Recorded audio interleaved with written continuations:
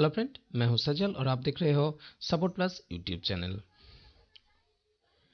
ये जो VBA protection का जो वीडियो सीरीज चल रहा है, उस वीडियो सीरीज का ये सेकंड वीडियो है। तो ऐसे 2-4 वीडियो में मैं कैसे एक्सेल का जो VBA प्रोजेक्ट है उसे फुल्ली सिक्योर कर पाऊंगा, मैं आपके साथ शेयर करने जा रहा हूं। आप अगर एक्चुअल में सीखना चाहते हो कि एक्सेल VBA प्रोजेक्ट को कैसे फुल्ली सिक्योर किया जा सके, तो प्लीज़ आप इस वीडियो सीरीज को पूरा ध्यान से देखिएगा। तो पिछले वीडियो में हम लोगों ने किया था, ये जो यूज़र फॉर्म है आप देख सकते हो, यहाँ पर बहुत सारे यूज़र फॉर्म है। हमने एक क्लिक से इन सारे यूज़र फॉर्म के जितने सारे नाम हैं हमने चेंज कर दिया था। और आज के इस वीडियो में हम लोग करेंगे किसी एक यूज़र फॉर्म के ऊपर चलते हैं और देखिए यहाँ पर बहुत सारा कंपोनेंट है। मतलब यूज़र फॉर्म हम लोग क्यों इंसर्ट करते हैं, वहाँ पर बहुत सारा कंपोनेंट्स डालते हैं उसको कुछ इस्तेमाल करने के लिए। तो देखिए यहाँ पर बहुत सारा कंपोनेंट है, जैसे है TXT कंपनी नेम, फिर है LBL कंपनी नेम कैप्शन, ऐसा कुछ बहुत सारा है। तो मैं चाहता हूं हम लोग किसी एक क्लिक करें और ये जो इतने सारे कंपोनेंट्स हैं सबके नाम कुछ स्क्रैम्बल हो जाए और कुछ ऑब्फ्यूकेट कोड की मदद से ये पूरा चेंज हो जाए। तो आज इस वीडियो में हम लोग सीखेंगे कैसे कंपोनेंट्स का नाम हम लोग चेंज कर सकते हैं। तो पिछले वीडियो में आपने देखा था कैसे यूज़र फॉर्म का नाम हम लोग चेंज कर सकते हैं। आज सीखेंगे कैसे उसके अंदर जितने सारे कंपोनेंट्स हैं उन सारे कंपोनेंट्स का नाम कैसे चेंज कर सकते हैं। तो देखिए मैंने एक प्रोजेक्ट फाइल यूज़ कर रहा हूँ। अगर आपको ये प्रोजेक्ट फाइल चाहिए तो प्लीज़ मेरे चैनल पर विजिट करें और वहाँ पर आप देख पाओगे ऐसा एक इन्वेंटरी मैनेजमेंट सिस्टम नाम का एक वीडियो मैंने पब्लिश किया था कुछ ही हफ्ते पहले। कुछ ही हफ्ते नहीं, लगभग 2 मंथ हो चुका है। अब इस वीडियो में जाइए और इस वीडियो के डिस्क्रिप्शन बॉक्स में इसका डाउनलोड लिंक आपको मिल जाएगा और डाउनलोड करने के बाद कुछ ऐसा एक्सेल फाइल आपको मिलेगा और जिसका VBA प्रोजेक्ट में मैंने कोई भी प्रोटेक्शन नहीं यूज़ किया है। VBA प्रोजेक्ट को मैंने ओपन सोर्स कर दिया है ताकि आप आसानी से सीख सकते हो कैसे हम लोग सिर्फ एक्सेल की मदद से ही किसी बड़े बड़े एप्लीकेशन हम लोग बना सकते हैं, वो भी बहुत आसानी से और बहुत ही ईजीली ये काम करेगा। तो चलिए आगे बढ़ते हैं। और एक बात, आप अगर मेरे चैनल का वीडियो पहली बार देख रहे हो तो आपको रिक्वेस्ट करूंगा प्लीज़ मेरे चैनल को सब्सक्राइब कर लीजिएगा और इस वीडियो को लाइक कर दीजिएगा। तो चलिए, जो कोड हम लोगों ने पिछले वीडियो में लिखा था, जैसे देखिए यहाँ पर मैंने एक शीट इंसर्ट किया था और उसी शीट में जितने सारे यूजर फॉर्म का नाम है सब नाम यहाँ पर आ रहा था। इस वीडियो में हम लोग उसी नाम को लाएंगे पर अलग कायदे से, जैसे यहाँ पर एक ही कलम में एक लिस्ट के आकार में आ रहा था। तो हम लोग करेंगे साइड बाय साइड, वो जो यूजर फॉर्म का नाम है वहाँ पर आएगा और उसके नीचे उसका जितने सारे कंपोनेंट्स हैं सब यहाँ पर आएगा। हमें अलग अलग 3 शीट चाहिए क्योंकि आने वाले कुछ वीडियो में मैं डिस्कस करूँगा इन सारे नाम को हम लोग कहाँ पर कैसे यूज करेंगे ताकि हम लोगों का जो VBA कोड है VBA कोड को पूरी तरह से ऑब्फ्यूस्केट कर सके। तो चलिए पहले 2 अलग अलग शीट इंसर्ट कर लेते हैं। तो पहला एक शीट है यहाँ पर और दूसरा शीट इंसर्ट करते हैं जिसका नाम दे देते हैं UC, मतलब यूजर फॉर्म कंपोनेंट नेम। और तीसरा अलग सा एक दे देते हैं जैसे UC LIST, UC लिस्ट, एक नेम है और एक लिस्ट है। तो चलिए इसे एक बार रन कर देते हैं। देखिए यहाँ पर शीट तैयार हो चुका है और कुछ जैसे लिखा था यहाँ पर इन सारे को फिलहाल स्टॉप कर देते हैं। हम ऑफसेट की मदद से यूजर फॉर्म के नाम ला रहे थे, अब थोड़ी अलग कायदे से लाएंगे। जैसे यहाँ पर कुछ वेरिएबल्स चाहिए हमें, तो वेरिएबल्स ले लेते हैं। एक हो गया R और दूसरा ले लिया है C। हमें बहुत सारा चाहिए होगा तो फिलहाल R और C लेते हैं, R यानी रो और C यानी कलम। तो हमें कौन सा शीट पर पहले डेटा चाहिए, देखिए यहाँ पर हम लोग UC नेम यहाँ पर लाएंगे, मतलब यूजर फॉर्म का नाम लाएंगे। तो यूजर फॉर्म के नाम के लिए मैंने यहाँ पर शीट की जगह पर पेस्ट कर दिया है और जो ब्रैकेट जहाँ पर क्लोज हो रहा है शीट के नाम के बाद, वहाँ से जो ऑफसेट है उसके एकदम लास्ट तक मैं डिलीट कर दिया और वहाँ पर मैं लिख रहा हूँ सेल्स। अब सब लोग सेल्स फंक्शन के बारे में जानते हो। हम लोगों का यूजर फॉर्म का नाम आएगा एकदम पहला जो कलम है, नाम आएगा UC नेम पर।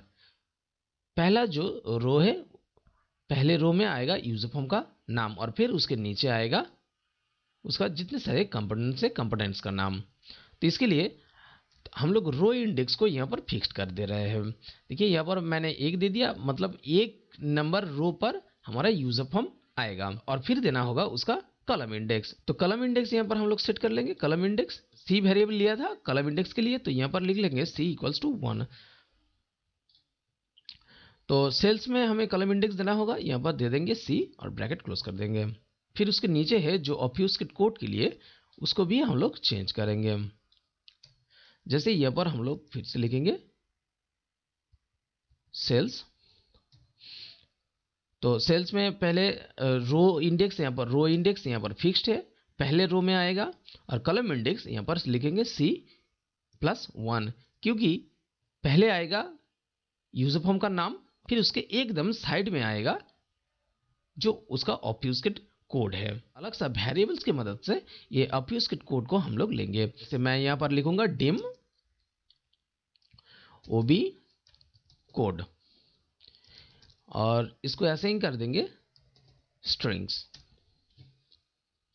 और फिर एकदम इसके बीच में हम लोग लिखेंगे, इसको कॉपी कर लेते हैं, यहाँ से कॉपी कर लिया और यहाँ पर लिख देते हैं ओबी कोड इक्वल्स टू, इसे पेस्ट कर दिया।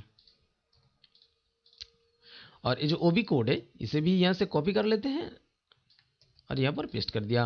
ऑब्फ्यूस्केशन कोड के लिए हमें वेरिएबल्स यूज करना बहुत ही जरूरी है, क्योंकि थोड़ी देर में आप जान जाओगे कि किस लिए मैंने यहाँ पर इसका वेरिएबल ले लिया है, एक स्ट्रिंग वेरिएबल यहाँ पर ले लिया है। जहाँ पर एनडिफ आ रहा है उसके आगे हम लोग लिखेंगे सी इक्वल्स टू C+2, क्योंकि पहला कलम पर आ रहा है यूजर फॉर्म का नाम, दूसरे कलम पर आ रहा है उसका ऑब्फ्यूस्केट कोड और तीसरे कलम पर आएगा फिर से एक नया यूजर फॉर्म का नाम। मतलब पहले यूजर फॉर्म का नाम फिर ऑब्फ्यूस्केट कोड, हो गया 2 कलम। इसीलिए यहाँ पर मैं दे दिया C इक्वल्स टू C+2। एक बार इसे रन करके देखते हैं। देखिए रन करते ही एक यूजर फॉर्म आ रहा है। अब ऊपर देखिएगा फॉर्मूला बार में देखिएगा एक यूजर फॉर्म आ रहा है, फिर उसके बाद उसका ऑब्फ्यूस्केशन कोड आ रहा है, फिर एक यूजर फॉर्म, फिर उसका कोड, फिर यूजर फॉर्म, फिर उसका कोड। अब उसके नीचे आएगा उसी यूजर फॉर्म में जितने सारे कंपोनेंट्स हैं। तो कंपोनेंट्स लाने के लिए भी हमें कुछ कोड लिखना होगा। जैसे एंटर दे देते हैं। देखिए कहाँ से मैं एंटर दे के जगह को बड़ा कर लिया। तो कंपोनेंट्स के लिए भी हमें कुछ वेरिएबल्स चाहिए। जैसे मैं यहाँ पर वेरिएबल्स को यहाँ पर लिख रहा हूँ। जैसे मैं पहले लिखूंगा यूजर फॉर्म नेम।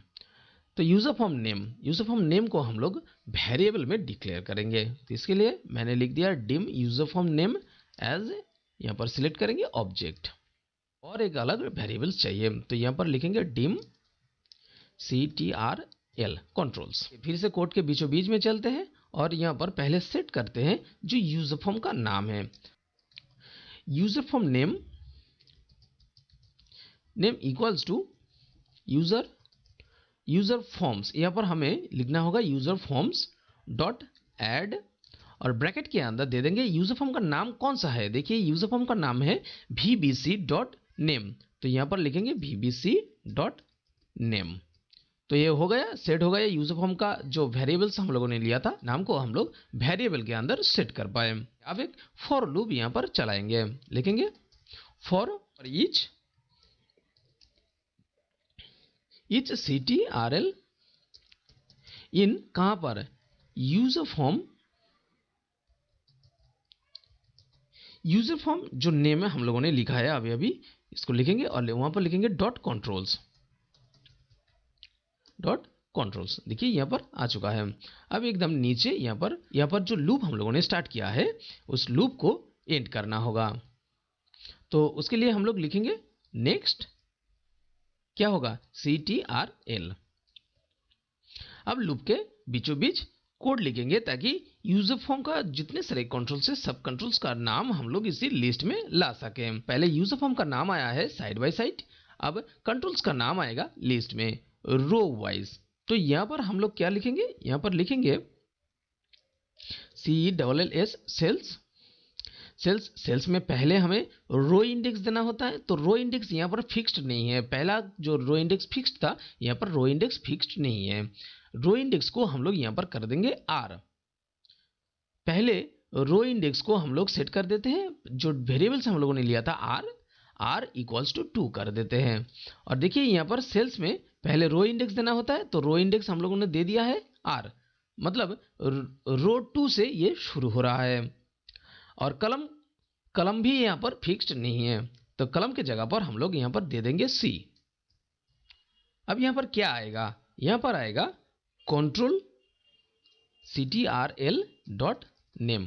कंट्रोल का जो नाम है, कंट्रोल का नाम यहाँ पर आएगा। और ऑब्फ्यूस्केशन कोड कहाँ पर आएगा, ऑब्फ्यूस्केशन कोड आएगा ठीक है उसके साइड में। तो उसके साइड में लाने के लिए हमें फिर से यहाँ पर लिखना होगा सेल्स, तो लिखेंगे r, यहाँ पर रो जो है उसे ही वहाँ पर सेकेंड रो पे वहाँ पर डाल देंगे और कॉलम को सेट करेंगे c+1, जैसे हम लोग यूजर फॉर्म के नाम के जगह पर लिखा था, ठीक उसी तरीके से। यहाँ पर क्या आएगा, यहाँ पर हम लोग ऑब्फ्यूस्केशन कोड नहीं यूज करेंगे, क्योंकि ऑब्फ्यूस्केशन कोड जब भी तैयार होता है वो हर बार कुछ अलग कोड वहाँ पर जनरेट करता है। पर आपके यूजर फॉर्म के अंदर मान लीजिए आपके 10, मेरे पास यहाँ पर लगभग 50 यूजर फॉर्म है। 50 यूजर फॉर्म के अंदर थोड़ा बहुत दिखा देते हैं आपको, जैसे यहाँ पर देखिए कंपनी, और ये जो लेवल है इस लेवल का नाम दिया है LVL हेडिंग। किसी और चलते हैं और यूजर फॉर्म के ऊपर, देखिए यहाँ पर मैंने हेडिंग नाम का लेवल हर यूजर फॉर्म में यूज किया है। तो आप इसे चेंज करना चाहोगे तो आपको ऐसा कुछ लिखना होगा कि हर यूजर फॉर्म के साथ ये नाम मैच हो जाए, ना कि किसी अलग ऑब्फ्यूस्केशन कोड आप यहाँ पर डाल सकते हो। सब लेवल का नाम आप चेंज कर दोगे तो आप इस एप्लीकेशन को रन नहीं कर पाओगे, क्योंकि इतना ज़्यादा ऑब्फ्यूस्केट हो जाएगा कि सिस्टम भी समझ नहीं पाएगा कि कैसे इसे रन करें, ठीक है। तो चलिए, तो यहाँ पर मैं करूँगा सिर्फ जो कंट्रोल्स का नाम है उसे रिवर्स कर दूंगा। तो रिवर्स करने के लिए हमें क्या करना है, str रिवर्स, और ब्रैकेट देंगे। ब्रैकेट के अंदर हम लोग लिखेंगे जो कंट्रोल का नाम अब स्मॉल लेटर पे लेंगे, तो स्मॉल लेटर पे लेने के लिए हम लोग लिखेंगे एल केस, और ब्रैकेट के अंदर दे देंगे ctrl डॉट name। कंट्रोल का नाम यहाँ पर ले लिया है, ब्रैकेट क्लोज करके एंटर दे देते हैं। अब देखिए यहाँ पर जो रो को हम लोगों ने सेट किया है, रो तो आगे बढ़ना चाहिए, ना कि एक जगह पर स्थिर रहेगा, तो इसीलिए हम लोग कर देंगे r इक्वल्स टू r+1। और देखिए जहाँ पर कंट्रोल का लूप खत्म हो रहा है उसके नीचे, मतलब c के जो आगे, वहाँ पर हम लोग फिर से लिख देंगे r इक्वल्स टू 2, मतलब ये रिसेट होके फिर से रो 2 में चला आएगा। तो चलिए एक बार इस कोड को रन करते हैं।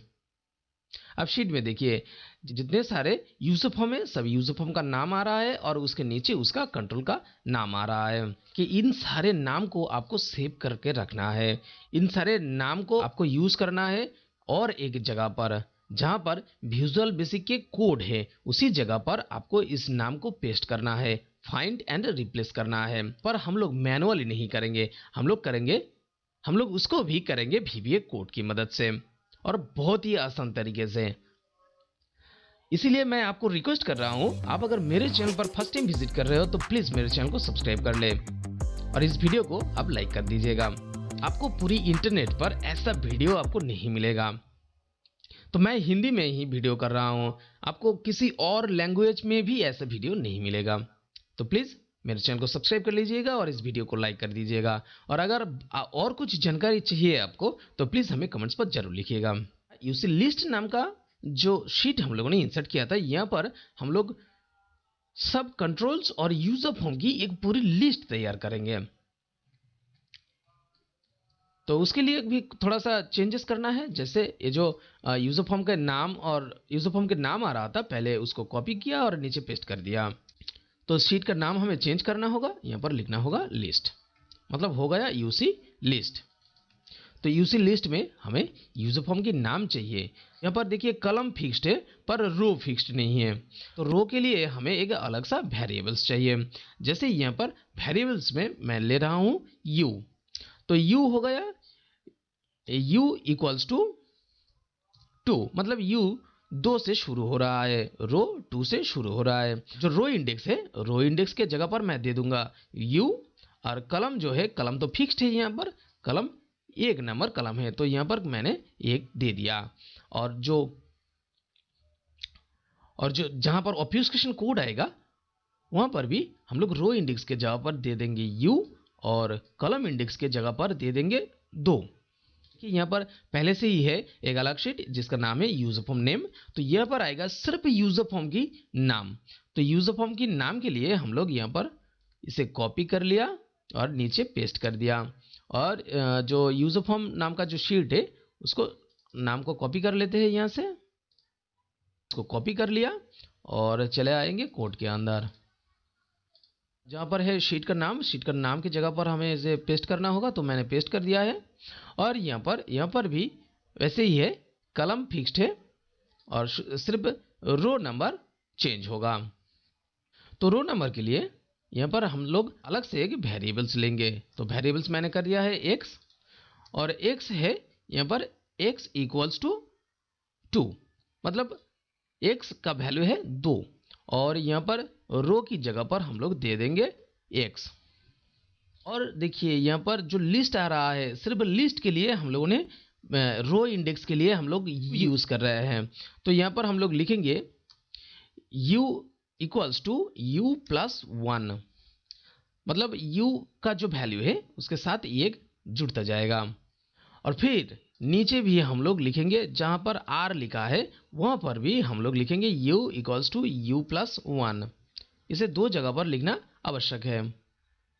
यूजर फॉर्म नाम आ रहा है, देखिए यहाँ पर है उसका जो रो इंडेक्स है x, तो r के आगे हम लोग लिखेंगे x equals to x plus 1। तो यूसी लिस्ट में सिर्फ यूजर फॉर्म का नाम आ रहा है, और वहां पर आना चाहिए जो यूजर फॉर्म का कंट्रोल नेम है, कंट्रोल नेम भी वहां पर आना चाहिए। तो कंट्रोल नेम लाने के लिए हम लोग क्या करेंगे, पहले शीट का नाम हम लोग चेंज कर देते हैं। शीट का नाम मैंने चेंज कर दिया है। जैसे यूसी लिस्ट में हम लोग यूजर फॉर्म के नाम ला रहे थे, ठीक उसी तरीके से सेल्स रेफरेंस में हम लोग कुछ चेंजेस करेंगे। जैसे यहाँ पर रो इंडेक्स के जगह पर हम लोग दे देंगे u, और जो कॉलम इंडेक्स है, कॉलम इंडेक्स के जगह पर दे देंगे पहले यूजर कंट्रोल्स के नाम के लिए 1, और उसका ऑब्फ्यूस्केशन कोड के लिए हम लोग जैसे वो ऊपर दिया था रो इंडेक्स में u, और कॉलम इंडेक्स में हम लोग कॉलम इंडेक्स फिक्स्ड है इसीलिए यहाँ पर 2 दे देंगे। अब एक बार इस कोड को रन करेंगे।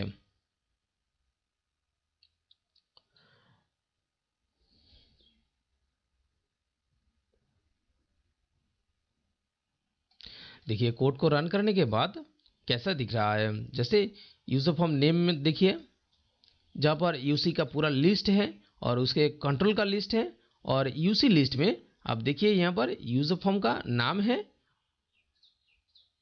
और उसके पास उसका ऑब्फ्यूस्केशन कोड, और ठीक उसके नीचे उसका लेबल है, और फिर उसके साइड में उसका ऑब्फ्यूस्केशन कोड है। अब देखिए कितना ज़्यादा लंबा लिस्ट है कंट्रोल्स का।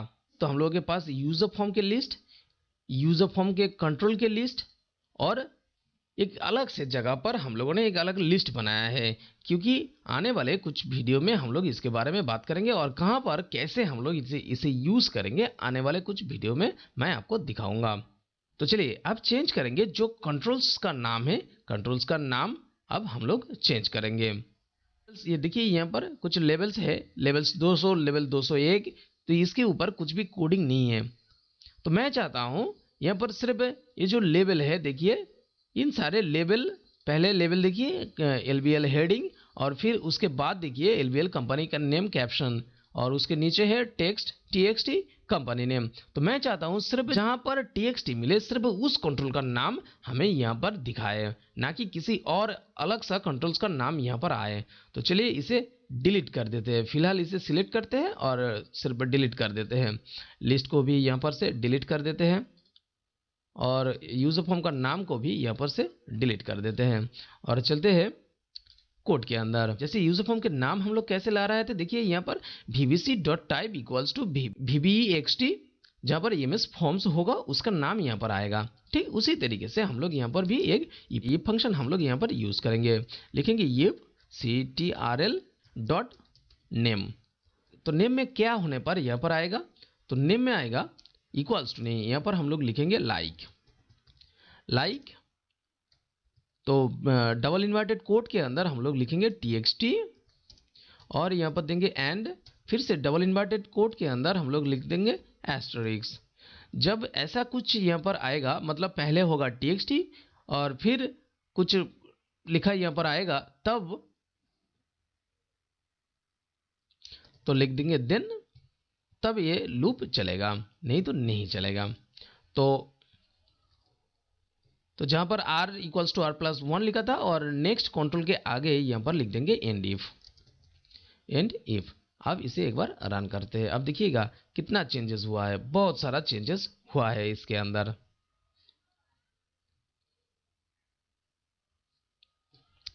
तो चलते हैं जो यूसी लिस्ट है, यूसी लिस्ट के अंदर देखिए सिर्फ जिसके आगे txt लिखा है सिर्फ उसी कंट्रोल का नाम यहाँ पर लाया है। और यूसी नेम के अंदर चलिए तो तब देख पाओगे आप पहले कितना सारा आ रहा था, अब देखिए बहुत कम हो चुका है।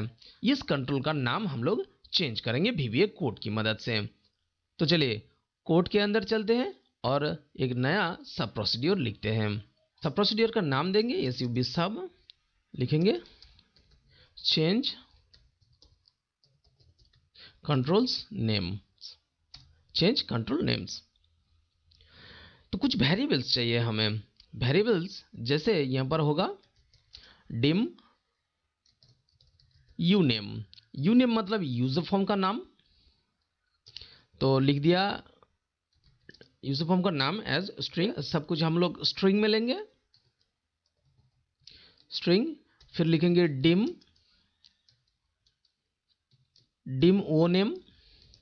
ओनेम मतलब ओल्ड नेम, जो नाम पहले था एज स्ट्रिंग्स। और फिर लेंगे डिम एन नेम मतलब जो न्यू नाम से हम लोग उसे चेंज करेंगे, तो इसे भी हम लोग कर देंगे स्ट्रिंग। और कुछ वेरिएबल्स चाहिए जैसे किस तरह है हमारा यूजर फॉर्म का नाम और किस तरह है हमारा कंट्रोल का नाम। तो इसीलिए थोड़ा बहुत कुछ वेरिएबल्स चाहिए हमें ऐसे इसे चेंज करने के लिए। तो यहां पर लिखेंगे डिम आर सी और यहां पर दे देते हैं यू, 3 अलग अलग ले लेते हैं और यहां पर कोड लिखते हैं। जैसे यहां पर भी हम लोग डू व्हाइल का लूप यूज करेंगे, तो लिखेंगे डू व्हाइल सेल्स में पहले हमें रो इंडेक्स देना होता है। तो रो इंडेक्स तो हमारा फिक्स्ड है क्योंकि एक नंबर रो पे है हमारा यूजर फॉर्म का नाम। तो हो गया। अब कॉलम कर दूंगा तो लिखूंगा यहां पर लूप करेंगे, लिखेंगे uname equals to CLLS cells 1 U दे दिया। यू का जो वैल्यू है वो हो गया अब यूजर फॉर्म का नाम। तो यहां पर आप वैल्यू लिख दीजिएगा। तो यूजर फॉर्म का नाम हो गया। अब हम लोग ढूंढेंगे कि कितने सारा कंपोनेंट्स है और एक एक करके इसी यूजर फॉर्म के अंदर एक एक करके जितने सारे कंपोनेंट्स होगा शीट के नाम से हम लोग मैच करेंगे और रिप्लेस करेंगे। तो यहां पर भी हम लोग एक डू व्हाइल की लूप यूज करेंगे, तो लिखेंगे डू व्हाइल सेल्स, जैसे ऊपर लिखा था ठीक उसी तरीके से यहां पर भी लिखेंगे। पर यहां पर रो इंडेक्स फिक्स्ड नहीं है, तो हमें रो में आगे बढ़ना है। कंट्रोल्स के नाम लेने के लिए हमें रो में आगे बढ़ना है। तो यहां पर हम लोग ये जो आर हम लोगों ने सिलेक्ट किया था रो के लिए r इक्वल्स टू 2 कर देंगे। मतलब जो r रो का वैल्यू है, रो का वैल्यू हम लोग लेंगे 2 से, रो नंबर 2 से। तो यहां पर दे देंगे r और फिर कॉलम इंडेक्स में हमें क्या देना होगा, कॉलम इंडेक्स पे हम लोग यहां पर दे देंगे u, ब्रैकेट क्लोज कर देंगे और वहां पर लिखेंगे ग्रेटर देन और लेस देन और ग्रेटर देन मतलब नॉट इक्वल्स टू और ब्लैंक। जब तक उसी रो में, जब तक उसी कॉलम में डेटा है तब तक ये लूप चलता रहेगा। फिर से लूप को एंड करते हैं लिख दिया लूप। और इसके अंदर लिखते हैं जो ओल्ड नेम है, ओल्ड नेम मतलब ओ नेम। ओ नेम, ओ नेम का वैल्यू कौन सा होगा? ओ नेम का वैल्यू होगा CLLS सेल्स। सेल्स में पहला है R मतलब रो इंडेक्स और कॉलम इंडेक्स है U।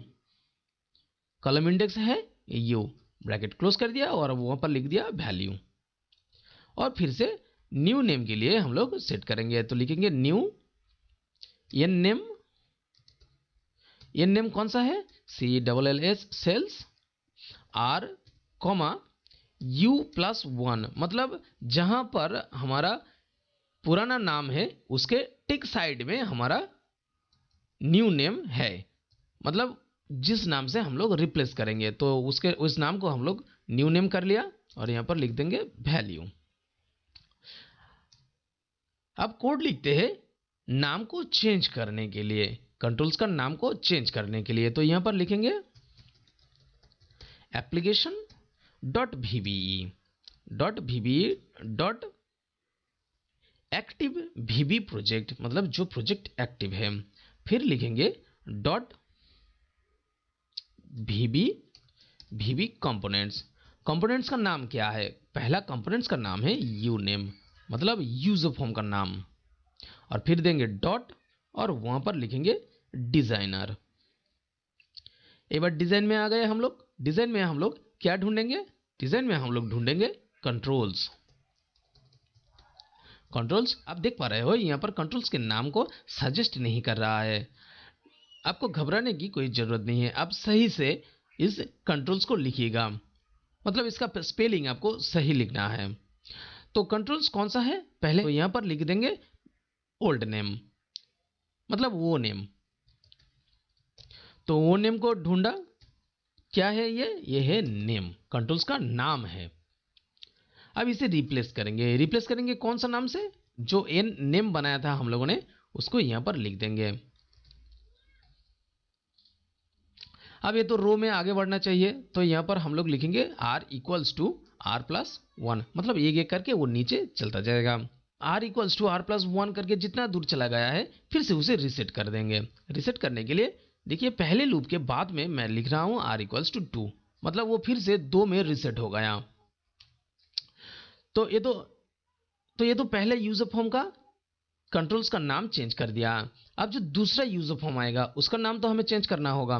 तो उसके लिए देखिए ये जो लूप है पहला, ये जो सेकंड लूप है, सेकंड लूप R=2 हम लोगों ने सेट किया है। ठीक उसके नीचे हम लोग लिखेंगे ये जो कॉलम हम लोगों ने सिलेक्ट किया है, कॉलम इंडेक्स हम लोगों ने सिलेक्ट किया है U नाम के, तो हम लोग यहां पर ले लेंगे U और U=U+, तो U+2 कर दिया। और नीचे एक मैसेज दे देते हैं, लिखते हैं MSG बॉक्स और वहां पर दे देते हैं डन। जब ये कंप्लीट हो जाएगा तो मैसेज दे दिया जाएगा आपको। तो ये यूजर फॉर्म पर चलते हैं और देख लेते हैं वहां पर TXT नाम के कितने सारे टेक्स्ट बॉक्स है। देखिए यहाँ पर लिखा है company name, TXT company name, कुछ अलग सा भी है जैसे TXT कंपनी GST स्कीम, ऐसा कुछ है। यहाँ पर लिखते हैं ऑन एरर रिज्यूम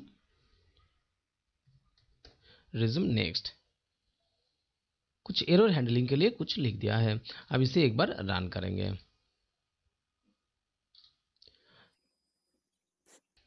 अब देख सकते हो कितना जल्दी ये काम हो गया है। जैसे यहाँ पर देखिए जितने सारे नाम हैं सब नाम को यहाँ पर चेंज कर दिया है।